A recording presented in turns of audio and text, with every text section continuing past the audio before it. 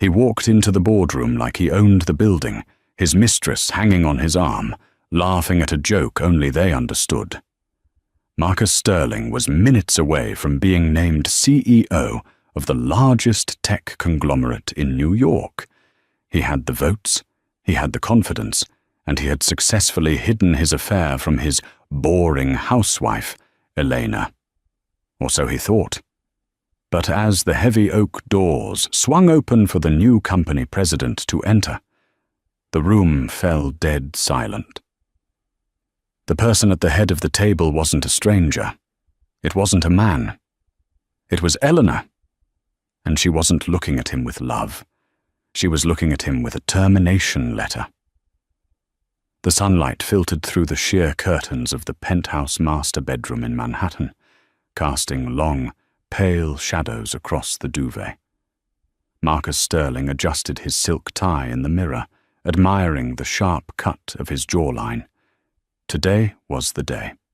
After 10 years of climbing the ladder at Obsidian Corp, playing the role of the dutiful executive, and shaking the right hands, he was finally going to be crowned king. "Do I look like a CEO to you?" Marcus asked, his voice dripping with vanity as he turned to the woman sitting on the edge of the bed. Elena looked up from her book.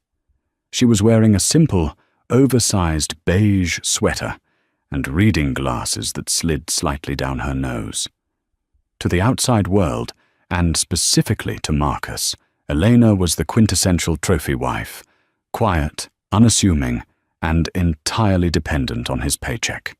"You look expensive, Marcus," Elena said softly, closing her book. "Are you sure you won't be home for dinner? It's our anniversary." Marcus sighed, a theatrical puff of air that signaled his annoyance. "Elena, we talked about this. The board meeting is going to run late. The merger with Vanguard Tech is happening today. If I pull this off, I'm not just a VP anymore. I'm the president. I can't be thinking about pot roast and candles." He walked over, patting her head condescendingly, like one would a golden retriever. "Buy yourself something nice. Go to the spa. Stay out of trouble." Elena's eyes, usually warm and submissive, held a strange glint today, a coldness that Marcus was too self-absorbed to notice.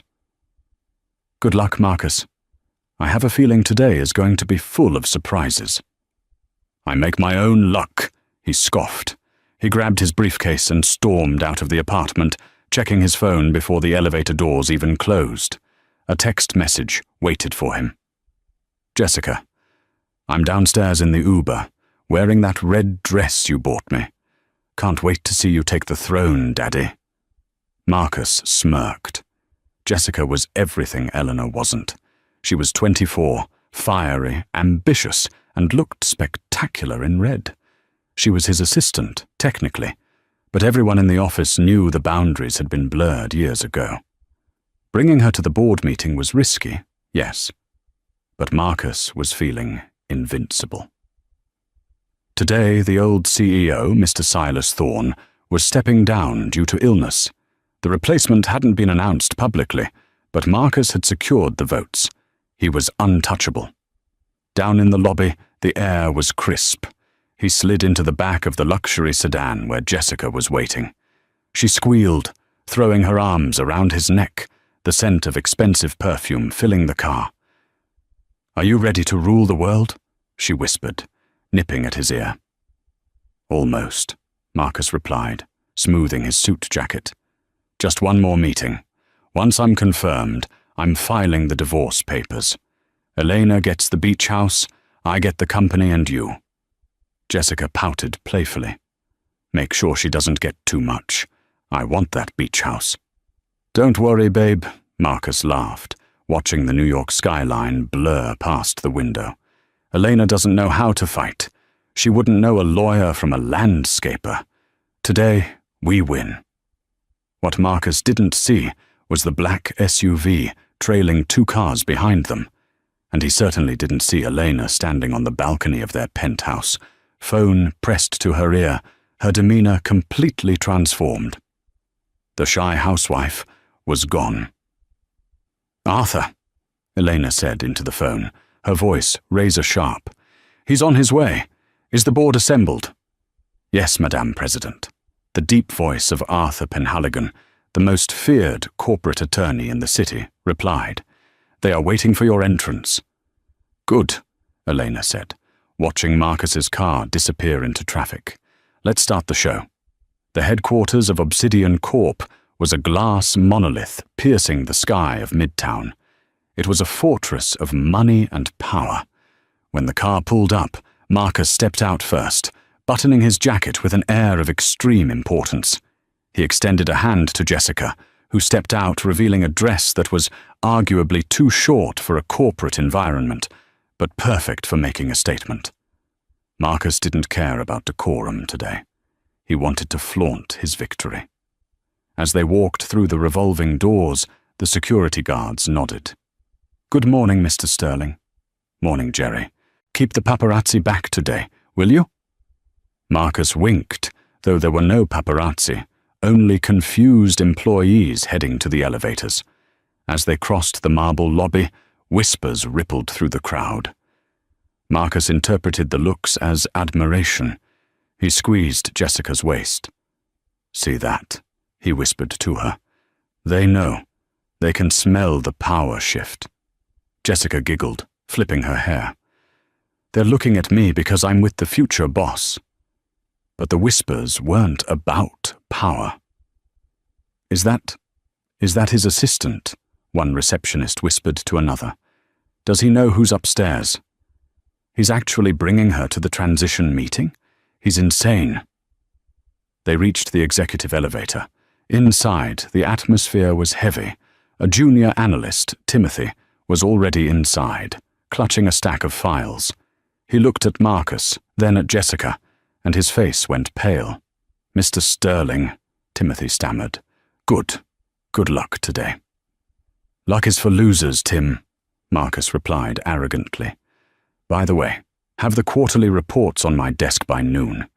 I'm going to make some changes to the staff immediately." Timothy swallowed hard, looking at the floor. "Actually, sir, the new directive came in this morning.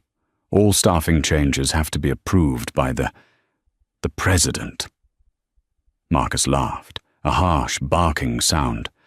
"I am the president, Tim, or I will be in about 20 minutes. Silas is retiring. I'm the heir apparent.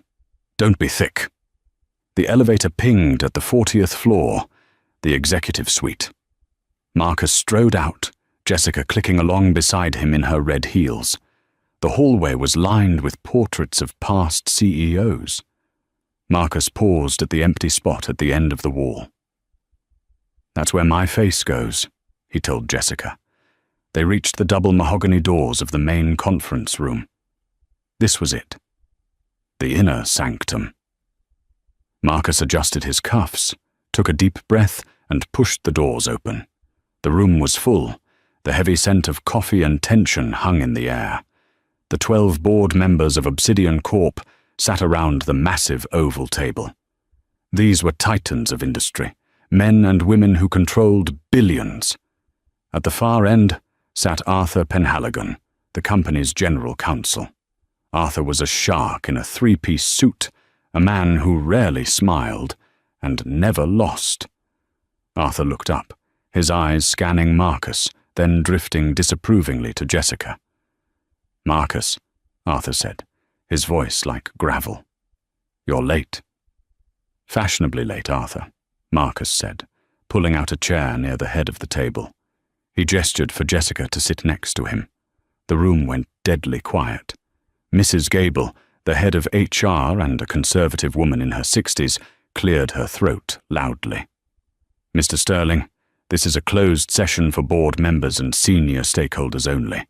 Your guest will have to wait in the lobby."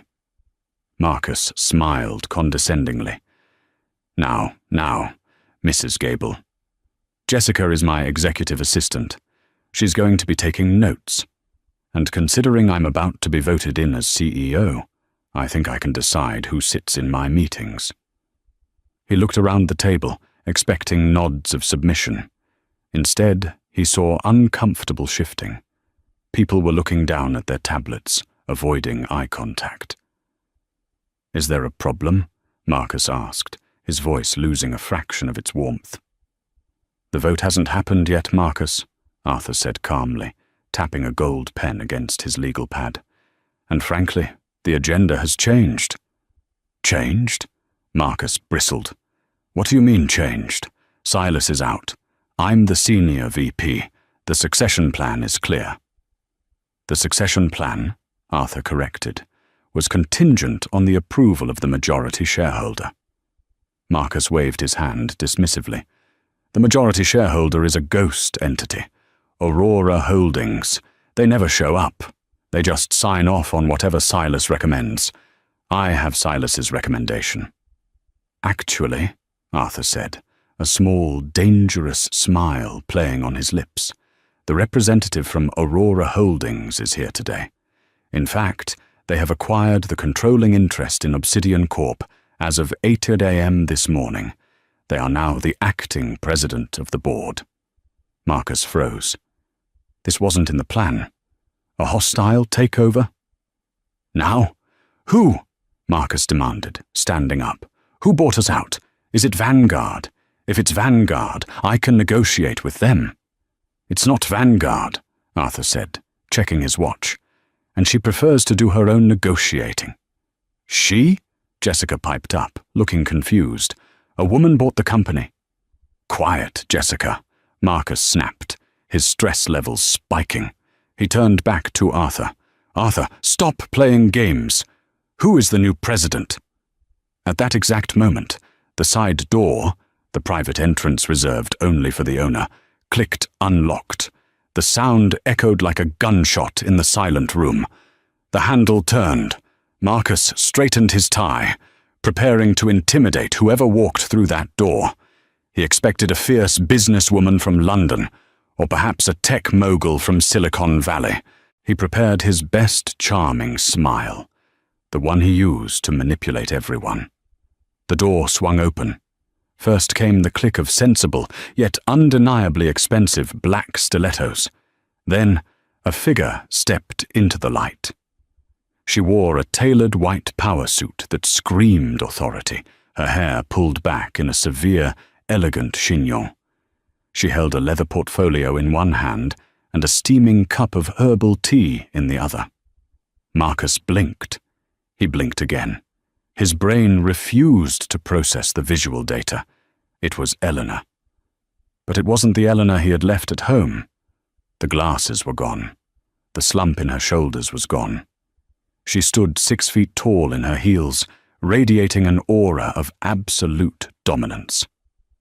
"Sorry to keep you waiting, gentlemen," Elena said, her voice smooth, commanding, and completely devoid of the meekness Marcus was used to.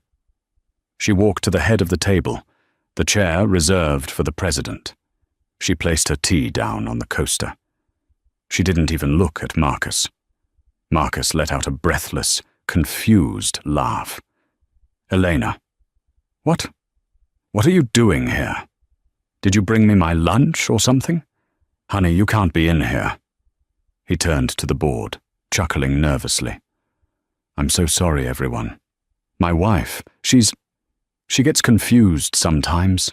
She thinks this is the cafeteria." He walked toward her, reaching out to grab her arm. "Come on, Elle, let's get you a taxi." "Sit down, Marcus." Arthur's voice boomed across the room. "Excuse me."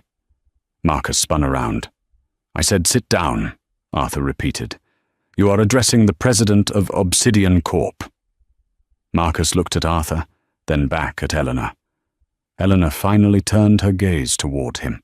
It was like looking into the barrel of a gun. "You heard the General Counsel, Marcus," Eleanor said, her tone bored. "Sit down and take your mistress with you. You're blocking my view of the quarterly projections." Jessica gasped audibly.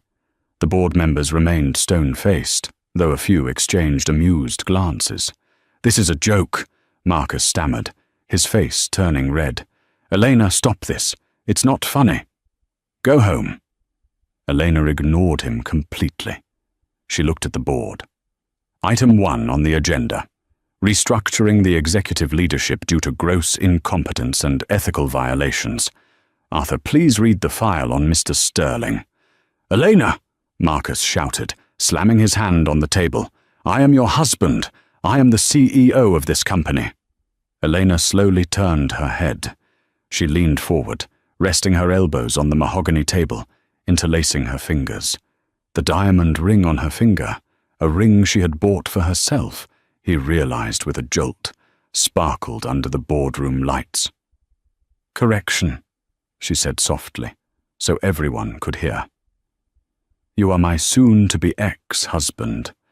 And as for the company, she tapped the file in front of her. You don't even own the chair you're standing next to.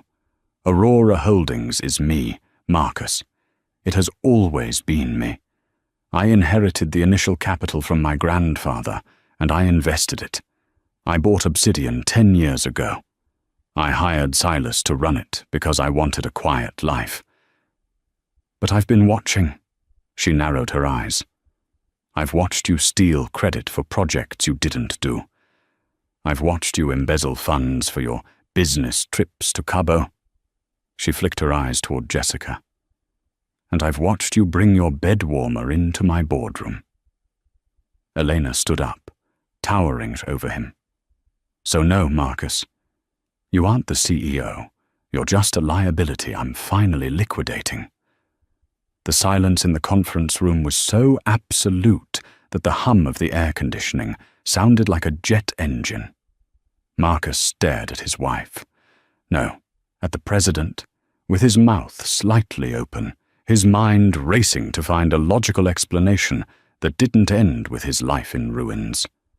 You're lying, Marcus finally whispered, though his voice lacked its usual boom. He looked around at the board members, desperate for an ally. She's having a breakdown. Look at her. She's a housewife. She spends her days gardening and reading romance novels. She doesn't know the first thing about corporate finance. Arthur, tell them. Arthur Penhaligon didn't look at Marcus.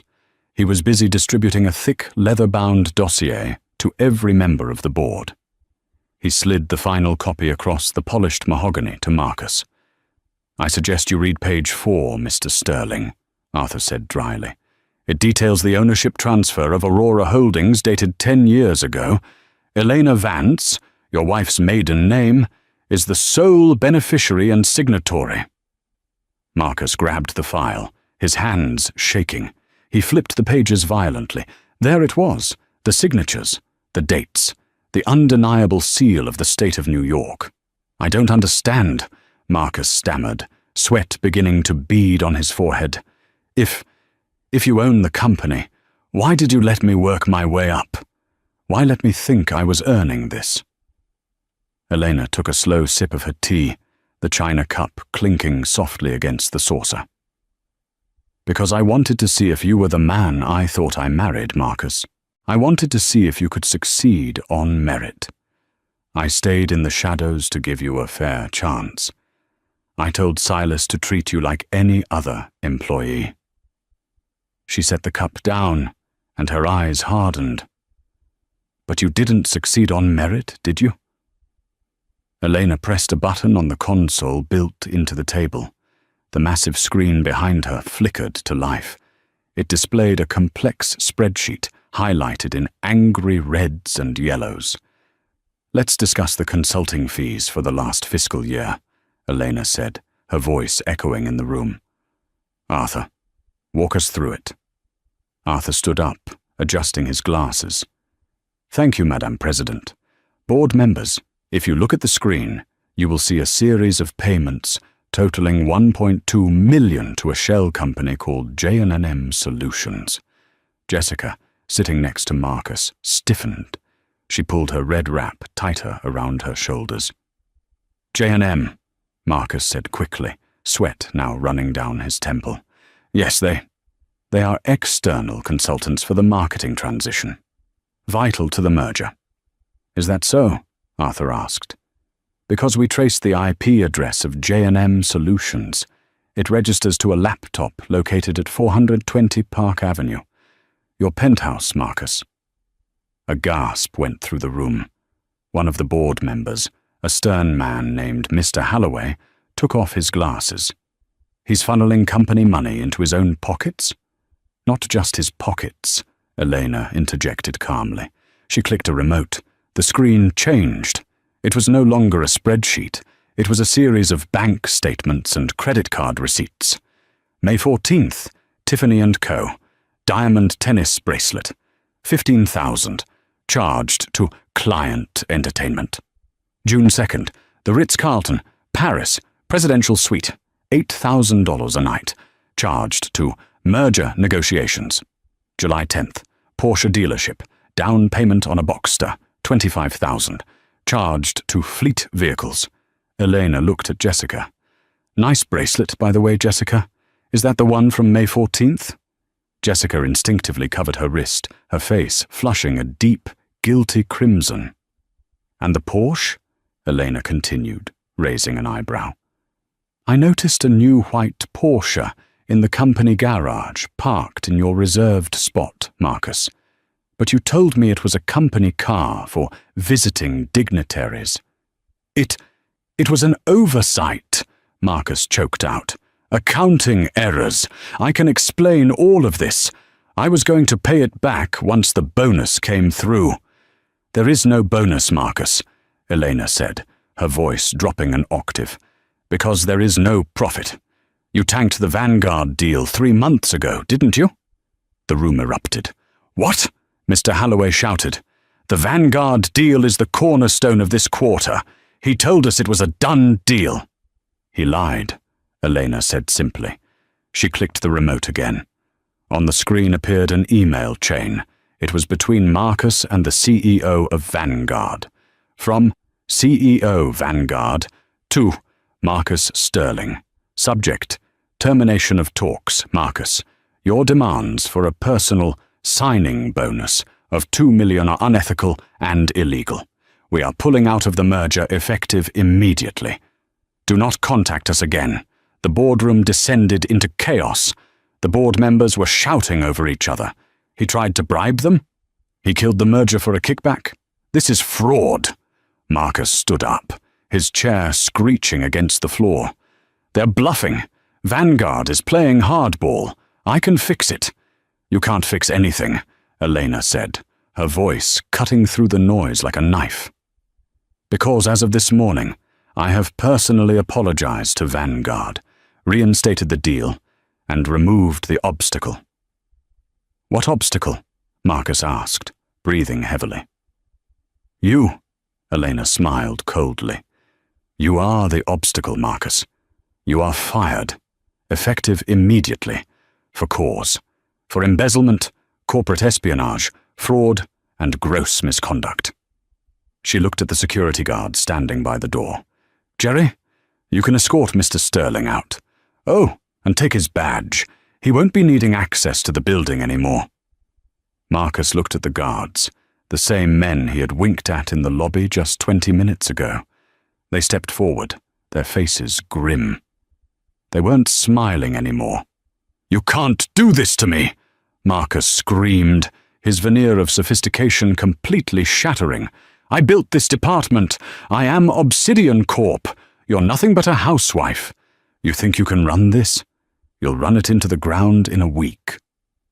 I've been running it for 10 years, darling, Elena said, picking up her pen. I just let you think you were driving so you wouldn't feel inadequate. Clearly that was a mistake. Jerry, the head of security, grabbed Marcus by the arm. Let's go, Mr. Sterling. Don't make a scene.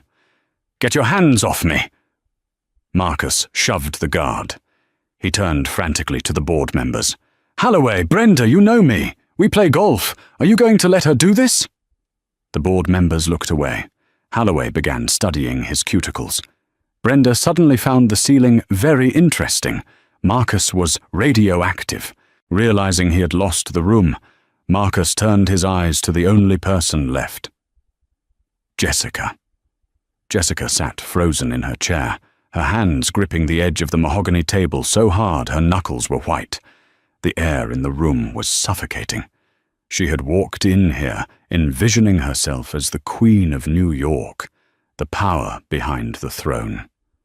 Now, the throne had been incinerated, and she was sitting in the ashes. She watched Marcus, her daddy, her ticket to the high life, being manhandled by security guards. He looked pathetic, sweaty, red-faced and desperate. The power that made him attractive was gone, stripped away in seconds by the woman Jessica had spent months mocking behind her back. "Jessica?" Marcus panted, looking at her with wild eyes. Tell them about the Vanguard files. You organized the meeting." He was looking for a lifeline, but he was also looking for a scapegoat.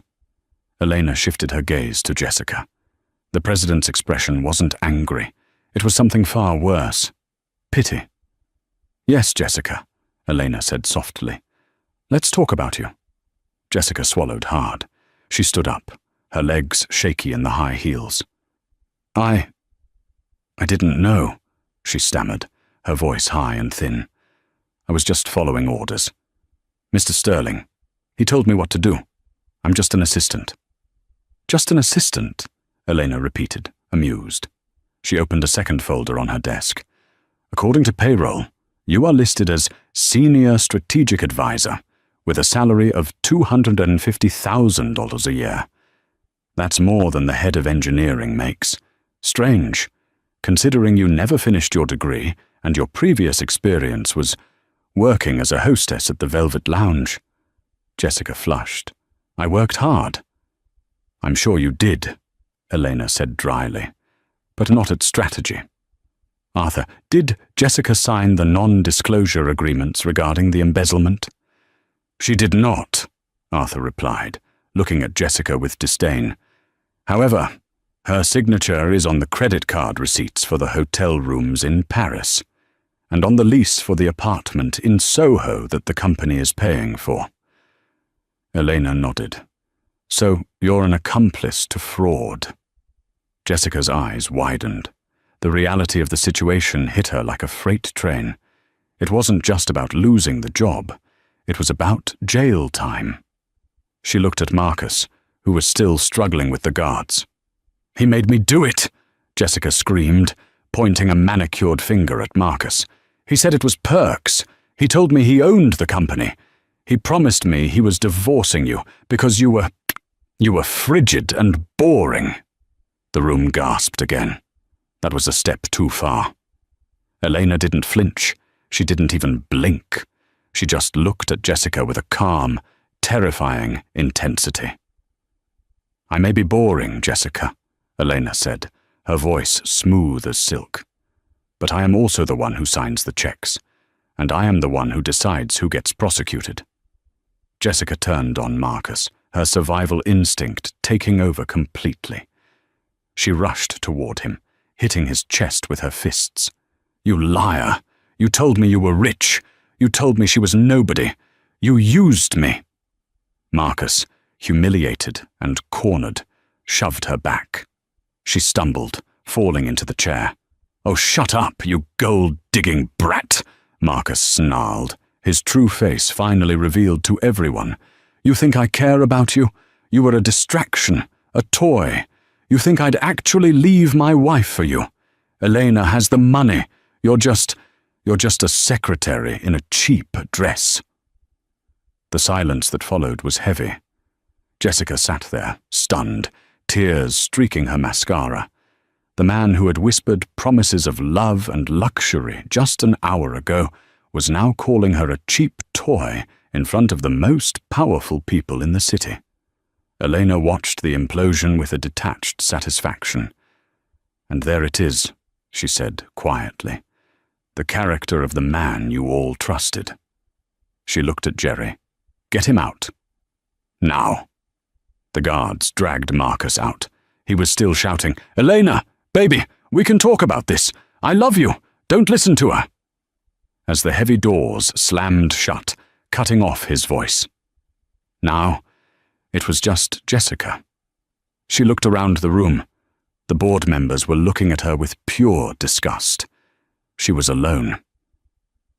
"Mrs. Sterling," Jessica began, her voice trembling. "Please, I didn't know about the money, I just— Save it, Elena cut her off.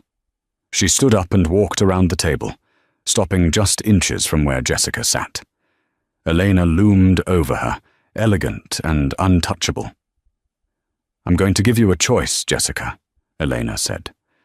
Jessica looked up, hope flickering in her eyes. Anything, please. Option A, Elena said, holding up one finger. Arthur hands this file to the district attorney. You are charged with grand larceny, fraud, and conspiracy. You go to prison for 5 to 10 years. You lose the apartment, the car, and the jewelry, obviously. Jessica sobbed. And option B? Option B, Elena said. You resign immediately. You return the company car keys right now. You vacate the Soho apartment by tonight. You return every piece of jewelry Marcus bought you with my money, and you leave the city. Leave the city, Jessica whispered. New York is a small town for people like us, Elena said coldly. If I see you again, I will ruin you. I will make sure you can't get a job waiting tables at a diner, let alone in a corporate office. Do we have a deal? Jessica nodded frantically. Yes. Yes, I'll go, I promise. Good.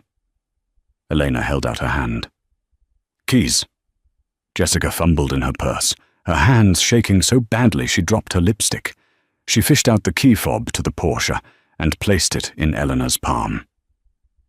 And the bracelet, Eleanor added, staring at the diamond tennis bracelet on Jessica's wrist. With tears streaming down her face, humiliatingly, Jessica unclasped the bracelet. She placed it on the table. Now, get out, Elena whispered.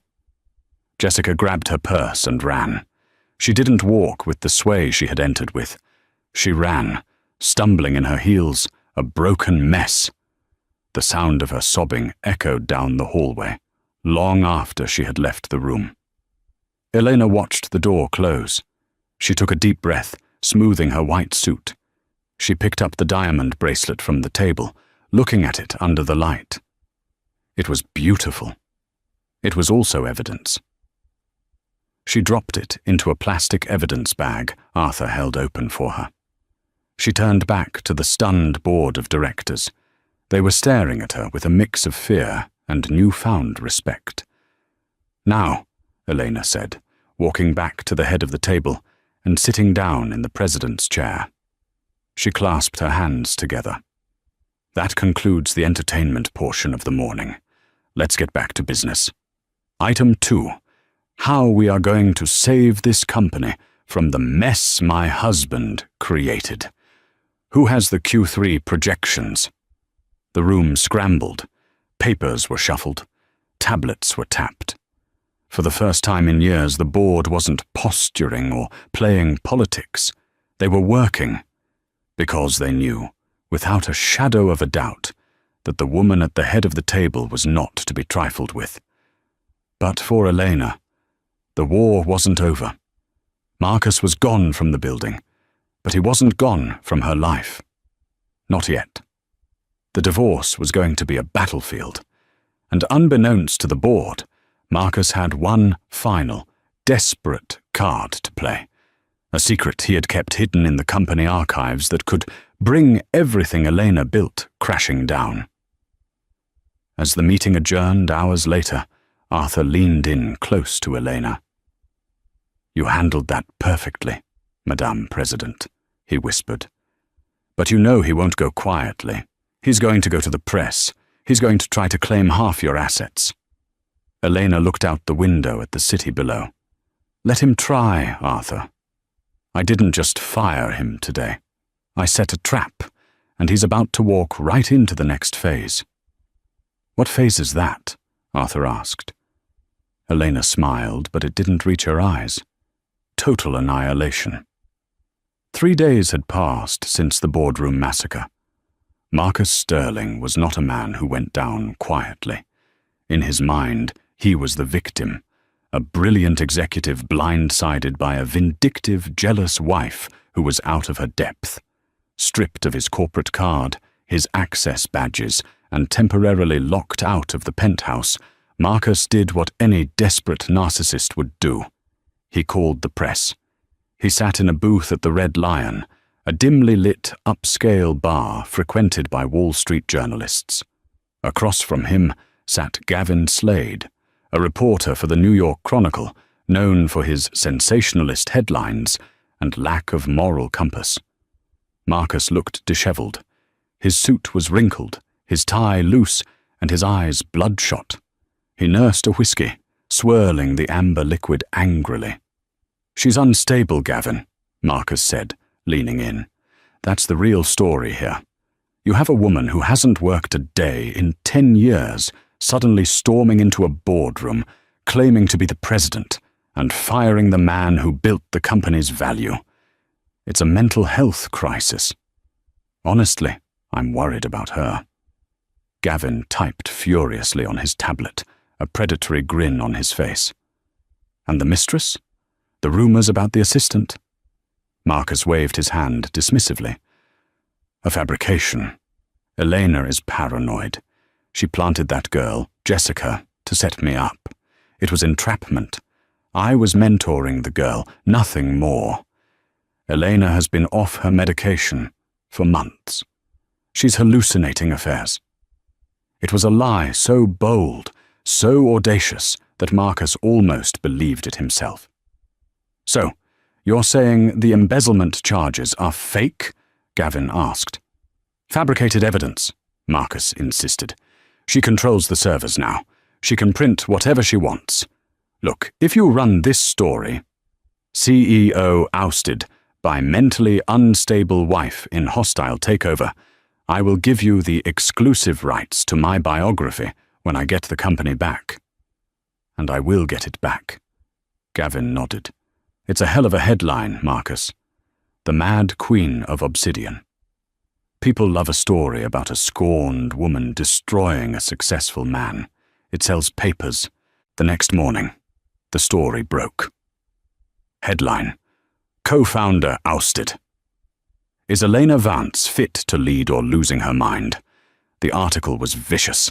It painted Marcus as the martyr, the hard-working genius who carried the company while his wife sat at home battling undisclosed psychological issues. It questioned Elena's competency, her background, and her sanity. The stock price of Obsidian Corp dipped 12% by noon. Inside the penthouse, the mood was tense. Arthur Penhaligon paced the living room floor, holding the newspaper like it was a dead rat. "This is libel, Elena," Arthur fumed. "He's dragging your name through the mud. He's questioning your sanity. We need to issue a statement. We need to sue Gavin Slade." Elena sat on the velvet sofa, sipping her morning coffee. She was wearing a silk robe, looking completely unbothered. She watched the news on the flat-screen TV, where a pundit was currently debating whether a housewife could run a Fortune 500 company. "Let him talk, Arthur," Elena said calm. "Let him talk?" Arthur stopped pacing. "He's tanking the stock. The shareholders are panicking. They're calling for a vote of no confidence because they think you're having a breakdown." "He's digging his grave," Elena replied, her eyes fixed on the screen. "Marcus is a predictable creature. He attacks when he's cornered. If we sue him for libel now, it looks like a defensive squabble. It becomes a he said, she said, messy divorce drama." She stood up and walked to the window, looking out at the city that Marcus thought he owned. "I don't want a squabble, Arthur. I want a slaughter. He's claiming he built the company. He's claiming he's innocent. Good, let him put that on public record." Elena turned to Arthur, her eyes cold. "Did you get the files from the Cayman Islands?" Arthur hesitated. Then a slow, dark smile spread across his face. He tapped his briefcase. "They arrived via courier this morning. Decrypted." "Excellent," Elena said. "Call a press conference, not for me, for the federal prosecutors, and set up a meeting with Marcus's divorce lawyers. Tell them I'm ready to settle." Arthur looked confused. "Settle?" After what he just wrote about you? I want him in a room, Arthur, Elena whispered. I want him sitting across from me, thinking he's won, thinking I'm weak, thinking I'm going to pay him alimony to make him go away. That is when we drop the hammer. 2 days later, the conference room at Penhaligon and Associates was freezing cold. Marcus sat on one side of the long glass table, flanked by his divorce attorney, a sleek, aggressive man named Richard Wolfe. Marcus looked significantly better than he had at the bar. The article had given him confidence.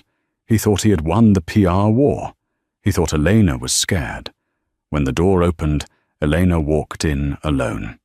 She wore a simple black dress, no jewelry except her wedding ring, which she twisted nervously on her finger. She looked tired.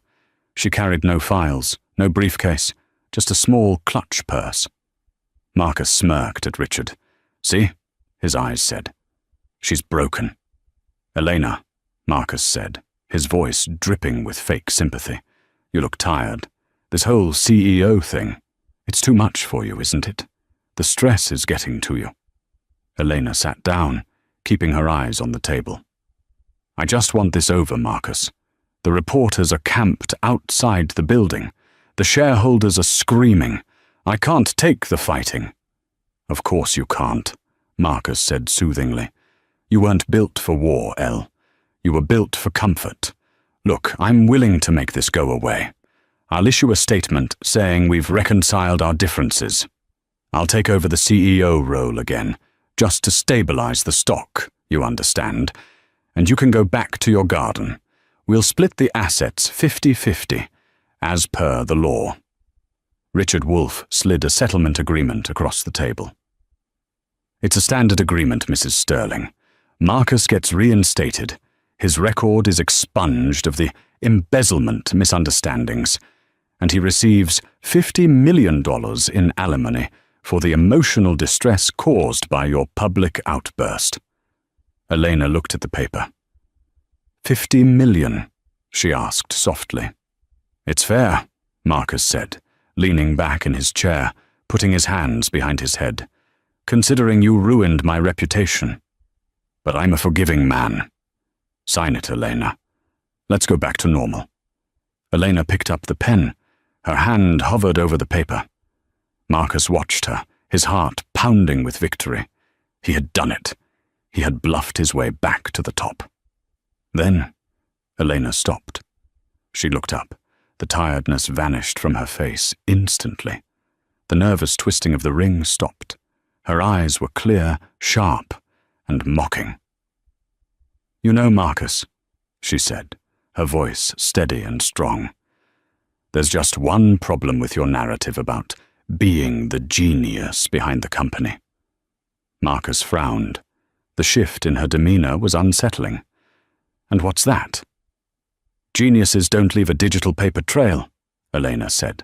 She reached into her small clutch and pulled out not a pen, but a USB drive. She slid it across the table. What is this? Richard Wolfe asked, eyeing the drive suspiciously. That, Elena said, is the encryption key to the offshore accounts you opened in the Cayman Islands and Switzerland 4 years ago. The accounts under the names of your various hobbies. Marcus went pale. I don't know what you're talking about. Account Red Stiletto, Elena recited from memory. Opened 3 years ago. Balance $4.2 million. Funded by selling Obsidian Corp user data to Chinese competitors. Marcus stopped breathing. Account Velvet Knight, Elena continued relentlessly. Opened last year. Balance $1.8 million. Funded by kickbacks from construction contractors you hired for the new headquarters, the same contractors who used substandard steel.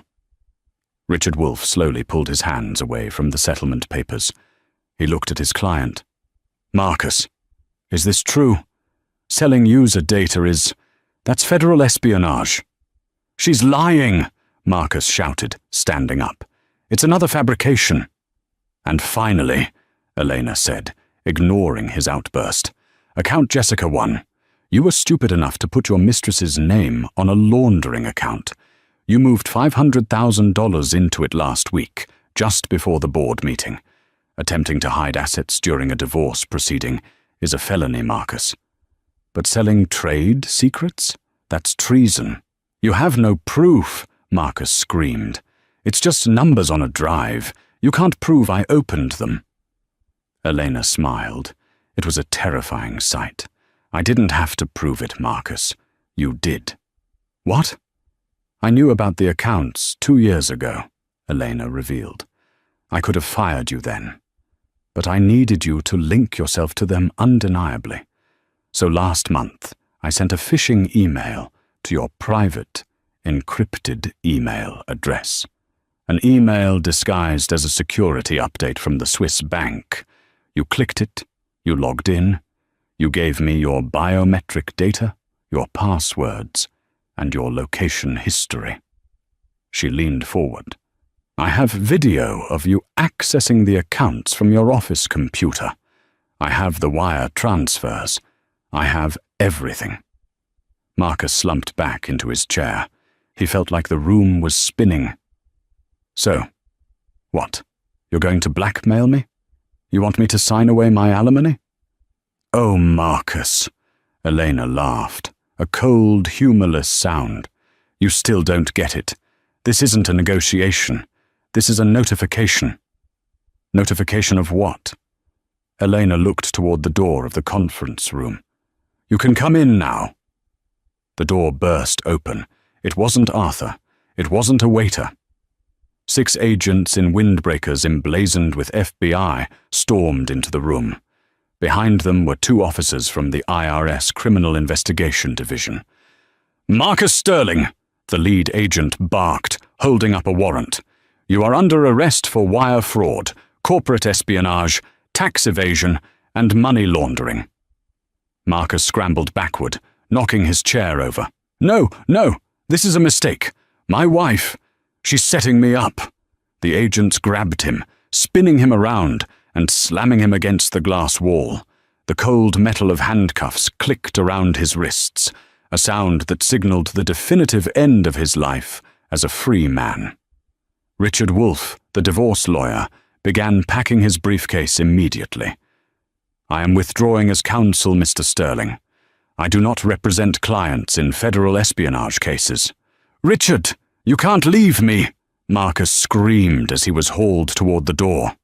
As they dragged him past Eleanor, Marcus dug his heels in. He looked at her, his eyes wide with shock and hatred. You planned this! You planned this whole thing! You let me humiliate myself in the press! Eleanor stood up slowly. She walked over to him. She reached out and gently straightened his crooked tie.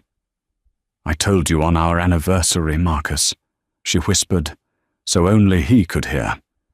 I said the day would be full of surprises. You just weren't listening. You're a monster, he spat. No, Elena replied, stepping back as the agents shoved him forward. I'm the president, and you're bad for business.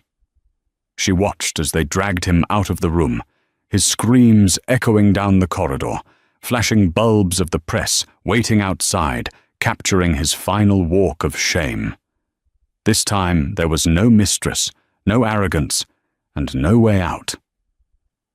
Arthur Penhaligon walked in a moment later, looking at the empty chair.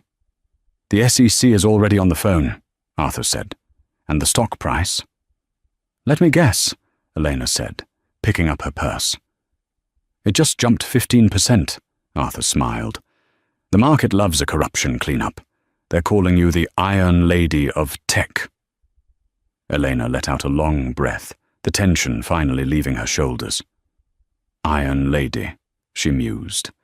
I suppose that's better than housewife. What now? Arthur asked. Do we celebrate? Not yet, Elena said, her expression hardening again. Marcus was the head of the snake, but he didn't work alone. He mentioned selling data to a competitor. I want to know exactly who bought it, and I want to know which board members knew about it and looked the other way. She walked to the door. The purge isn't over, Arthur. It's just beginning. The arrest of Marcus Sterling dominated the news cycle for a week. The footage of him being led out of the skyscraper in handcuffs was played on loop on CNN, Fox Business, and social media. The Iron Lady of Tech, as the press now dubbed Eleanor, was the hero of the hour. But inside the walls of Obsidian Corp, the war wasn't quite over.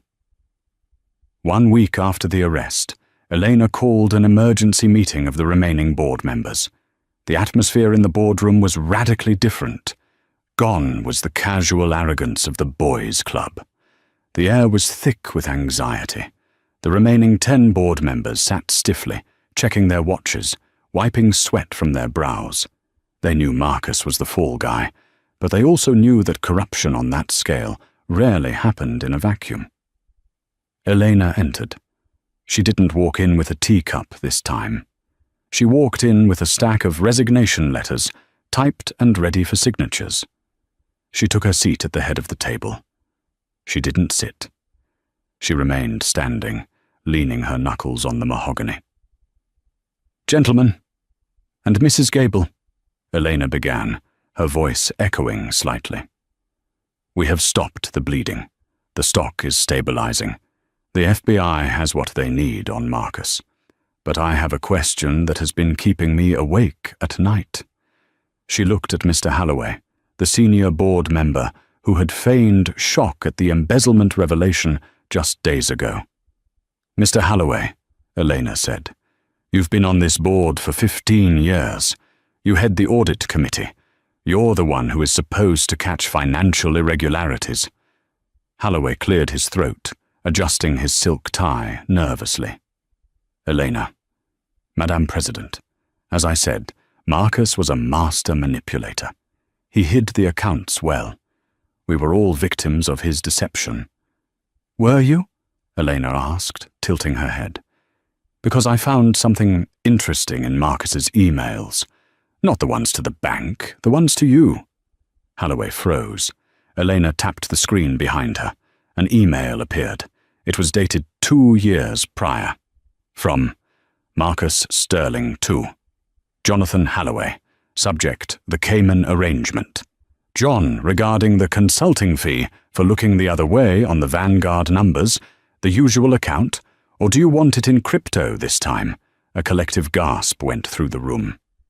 "You didn't just miss the corruption, Jonathan," Elena said, her voice dripping with disdain. "You facilitated it. You took a 5% cut of every dollar Marcus stole to keep your mouth shut during the audits." That is out of context," Holloway sputtered, standing up. "I was conducting a sting operation. I was gathering evidence." "For 2 years," Elena countered, "while buying a vacation home in Aspen with cash." She slid one of the resignation letters toward him. "You have 2 choices, Jonathan. Just like Jessica. You signed this resignation letter, citing health reasons, and you forfeit your stock options, which will go back into the employee pension fund you helped raid. Or I hand this email chain to the agents currently processing Marcus downtown. I hear they're looking for a roommate for him." Holloway stared at the paper. His face went grey. The fight left him instantly. He was a rich man, but he was a coward. He took out his gold pen, a gift from the company, and signed the paper with a shaking hand. "Get out," Elena said.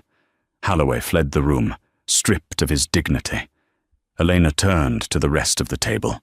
She looked at Mrs. Gable, the head of HR. "Mrs. Gable," Eleanor said softly, "you allowed Marcus to promote his mistress 3 times in 1 year, bypassing all HR protocols. You silenced 2 junior secretaries who tried to file harassment complaints against him." Mrs. Gable looked down at her hands, shame coloring her cheeks. "He threatened my pension, Elena. I was scared." "I understand fear," Elena said, her voice softening slightly, but losing none of its steel. "But leadership requires courage, and I cannot build a new culture on a foundation of cowards." She slid a letter to Mrs. Gable. "Retire. Today." With your full pension, I'm not a monster. But you are done here." Mrs. Gable nodded tearfully, signed the paper, and left. Elena looked at the remaining 8 members. "Does anyone else have a secret they want to share? Or are we ready to actually work?" The silence was profound, but it was a clean silence. The rot had been cut out. "Good," Elena said, sitting down finally. "Then let's get to work. I'm promoting Timothy, the young man from the elevator, to head of analytics. He noticed the discrepancies months ago and tried to report them, but was blocked. We are going to reward integrity from now on, not nepotism." She looked around the table. "We are going to rebuild Obsidian Corp, not as a playground for rich men, but as a beacon of innovation. It's going to be hard, it's going to be exhausting, but for the first time in a decade, it's going to be honest." 6 months later, the evening air on the rooftop terrace of the Obsidian building was cool and crisp. The city of New York sprawled out below, a grid of glittering lights. Elena stood at the railing, holding a glass of sparkling water. She wore a suit, but it wasn't the severe white armor she had worn the day of the takeover. It was a deep, royal blue, a color of calm authority. Behind her, the sounds of the company gala hummed. It was a celebration of the most profitable quarter in the company's history. The sterling scandal was now a case study taught in business schools, a cautionary tale of hubris and a legendary tale of a sleeper agent CEO. "Madame President," Elena turned. It was Timothy, now the VP of Operations. He looked sharper, more confident, but he still had that earnest look in his eyes. "The investors are asking for a speech, Elena," Timothy smiled. "They want to hear from the Iron Lady." Elena smiled. "I hate that nickname." "It fits," Timothy shrugged. "You saved us." Elena looked back out at the city. Somewhere in a federal prison in upstate New York, Marcus was sitting in a cell, likely telling anyone who would listen that he used to be a king. He was a ghost to her now, a painful lesson, but a necessary one. She had entered the fire as a betrayed wife, a woman who thought her life was over because her husband stopped loving her. She emerged as a titan, a woman who realized she never needed him to define her worth. She touched the spot on her finger where her wedding ring used to be. It was bare now. She didn't need a ring to feel complete. She had an empire. "Tell them I'll be right there," Elena said. She took one last look at the skyline. She wasn't the woman waiting at home with a pot roast anymore. She was the one lighting up the sky. Elena Vance turned around and walked back into the light, ready to lead. And that is the story of how Elena Vance went from a betrayed housewife to the most powerful CEO in New York. It's a brutal reminder that you should never mistake someone's silence for weakness, and you should definitely never bring your mistress to a meeting when your wife owns the company. Marcus thought he was the main character, but he was just the villain in Elena's origin story. What do you guys think? Did Elena go too far with the FBI trap, or did Marcus get exactly what he deserved?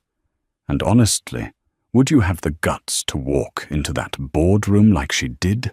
Let me know your thoughts in the comments below. If you enjoyed this story of revenge, power, and justice, please smash that like button. It really helps the channel grow.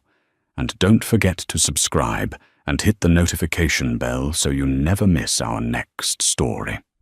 We have a crazy one coming up next week about a billionaire who posed as a beggar to test his future wife. Thanks for watching. And remember, be careful who you betray. They might just be your boss tomorrow. See you in the next video.